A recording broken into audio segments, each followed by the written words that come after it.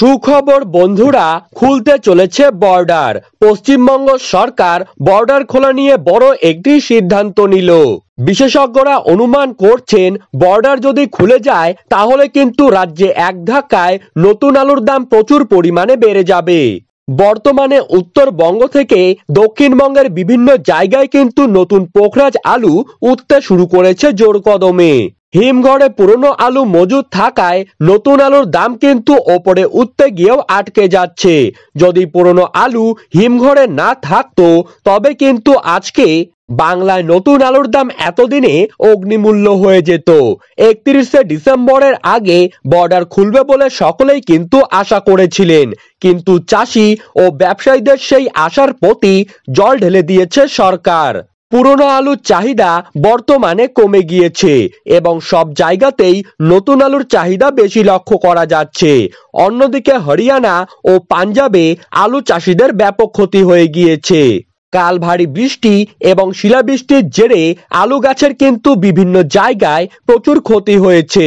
উত্তরপ্রদেশেও প্রচুর পরিমাণে বৃষ্টি হয়েছে, যেমন খান্দৌলি, কনৌজ, সিরসাগঞ্জ, ফারুকাবাদ এইসব জায়গায় ভারী বৃষ্টির জেরে গত 24 ঘন্টায় কিন্তু আলু গাছের প্রচুর ক্ষতি হয়েছে।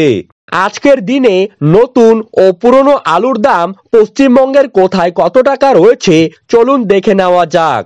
আজ মুর্শিদাবাদ জেলার ডাকবাংলোতে নতুন আলুর দাম চলছে মাঠে কৃষক ভাইদের জন্য 950 থেকে 1000 টাকা বন্ড হিসাবে। পয়েন্ট লোডের দাম রয়েছে 1100 থেকে 1125 টাকা। বাঁকুড়া জেলার বিষ্ণুপুরে নতুন পোখরাজ আলুর দাম কিন্তু মাঠেই চাষি ভাইদের জন্য আজ রয়েছে 940 থেকে 980 টাকা।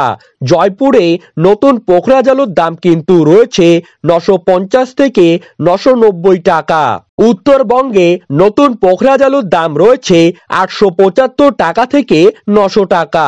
আর রেডির দাম লক্ষ্য করা যাচ্ছে আজকের দিনে 1000 টাকা থেকে 1075 টাকা। আজ সকল জায়গাতেই আলুর চাহিদার ওপর ভিত্তি করে নতুন আলুর দাম বৃদ্ধি পেয়েছে। এখন দেখে নিচ্ছি পুরনো আলুর বাজার দর। কতুলপুরে পুরনো আলু হিসেবে জ্যোতি আলুর বন্ডের দাম কিন্তু আজকের দিনে লক্ষ্য করা যাচ্ছে 690 থেকে 740 টাকা এবং রেডি আলুর দাম কিন্তু আজ রয়েছে 900 থেকে 920 টাকা। বাঁকুড়া জেলার সোনামুখীতে পুরনো পোখরাজ হিসাবে আলুর দাম কিন্তু আজ রয়েছে 500 থেকে 600 টাকা আর রেডি আলুর দাম কিন্তু রয়েছে 750 থেকে 800 টাকা। হুগলির তারকেশ্বরে ফ্রি বন্ডের দাম রয়েছে 680 থেকে 730 টাকা। এক কথায় বলতে গেলে বর্ডার যদি না খোলে তাহলে কিন্তু পুরনো আলুর দাম আরো কমে গিয়ে তলানিতে ঠেকবে এবং নতুন আলুর দামও বাড়তে গিয়েও বাড়বে না।